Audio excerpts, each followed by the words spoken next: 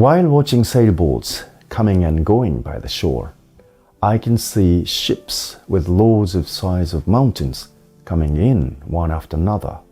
Then these ships leave the harbor after they unload. The way the unloaded ships catch the tailwind and glide over the water feels so light and smooth.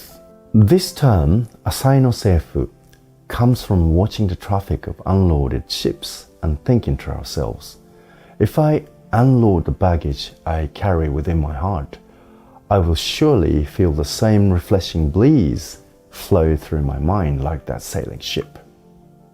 As humans, we have developed very good memory to store information, but with this comes the tendency to hold on to many experiences and even worries of the future. If we are holding on to physical things that reach our limit, we can stop and put things down. However, when it comes to the mind and heart, everything we carry, even if we reach our limits, we are unable to erase from our minds, and we continue to carry. And by the time we reach these limits, we become mentally unwell, depressed. So, just as the body can feel fatigued from heavy loads, so can our mind. But there is a difference between physical strength and mental strength. If we are not aware of our mental performance, we can unwittingly surpass our limits. So we must be especially careful of how much we carry, because the more we have on our plate, the more difficult it becomes for us to clean up and prioritize. If we tunnel vision towards tasks one at a time, we are able to get through everything we'd like to more quickly. When we look at professionals, it will look like they are multitasking to others, but really what's happening is that they are putting in 100% into one task at a time. We can exhaust ourselves by stressing over all of the things we must complete. So focus that energy you must use to think towards making progress.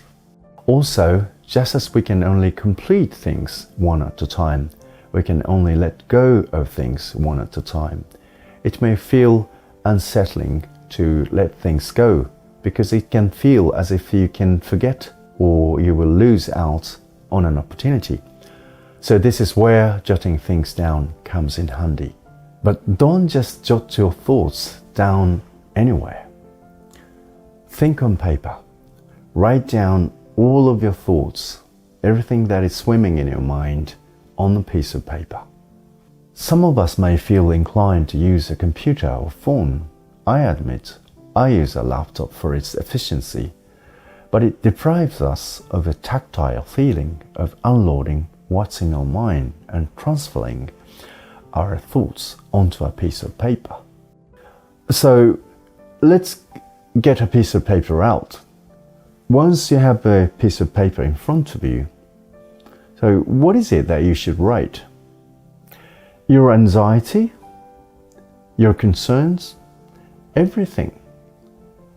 We also have things we need to do, obligations, goals. Write all of that down. Then order these by highest priority.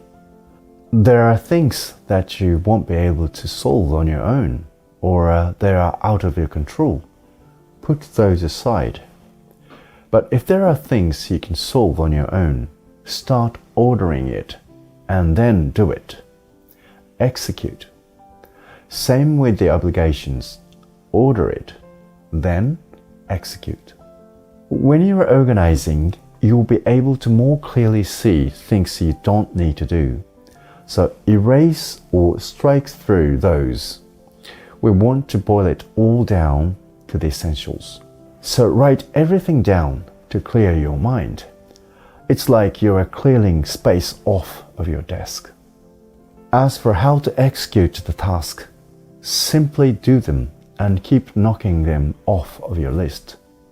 When you complete 1, 2, or 3, you will start to feel motivation and develop momentum. We are just like computers in that we slow down when our storage space is full. So instead of thinking about all of these things, write it down on paper. Think on paper. This is how you can put down heavy mental luggage that is weighing you down. For myself, I do this every 3 months. 3 to 4 times a year, I let go of my luggage. So try this yourself, and you may begin to feel a nice breeze behind your sail.